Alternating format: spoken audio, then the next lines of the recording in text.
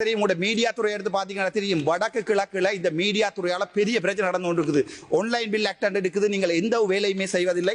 மீடியாவை பற்றி நான் தேவையில்லாமல் கதைக்கவில்லை. நாங்கள் ஆறுதலாக வைப்போம். சரி, ஜாழ்ப்பாணத்தை எடுத்து பார்ப்போம். ஜாழ்ப்பாணத்தில் இருக்கிற நர்சிங் ஸ்டாஃப், டாக்டர்ஸ் எல்லாருமே சாதாரணமாக எங்களுடைய நாட்டில் இருக்கிற வைத்தியர்கள் வெளிநாட்டிலே யூகேயில் போய் அட்டண்டனாக வேலை செய்யக்கூடிய காரணம் அங்கே 12 லட்சம் 14 லட்சம் ஒரு அட்டண்டனுக்குரிய வருமானம். ஆனால் எங்களுடைய வைத்தியத்துறையை மொத்தமாக அமைச்சிருக்கார் எங்களுடைய சுகாதார அமைச்சர்.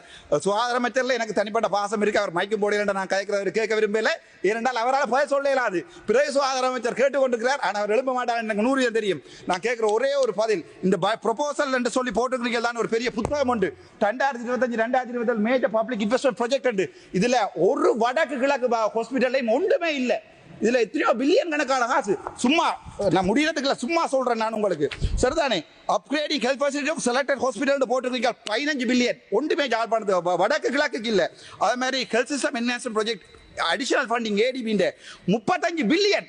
வடக்கு கிழக்கு ஒன்றுமே இல்லை. அதை விட health and medical services improvement project, லைக்காட் ப்ராஜெக்ட், அதில் 16 பில்லியன். ஒன்றுமே இல்லை. உங்களுடைய பில்டிங் ஃபெயில் ப்ராஜெக்ட் கட்டுறதுக்காக 16 பில்லியனை திருப்பி சுகாதார அமைச்சுக்கு. இது ஒன்றுக்குமே எங்கிட்ட சுகாதார அமைச்சரை பதில் சொல்ல இயலாது. ஏனென்றால் அவர்கிட்ட ஒரு கேள்வி கேட்டாலும் ஹன்சகா அவர்கள் நீங்கள் ஏழுமண்டால் நீங்களோட சுகாதார அமைச்சர், நீங்கள் எங்களுடைய ஒரு விடயம் தெரியாத ஒரு ஆளை நீங்கள் நோண்டியாக நீங்கள் எழும்பி முடிந்தால் எழும்பவும் ஒரே ஒரு கேள்வி. ஆனால் நான் நீங்கள் எழும்பி அவமானப்படவே விரும்பவில்லை. இருக்கவும். நன்றி ஐயா. தேங்க்யூ.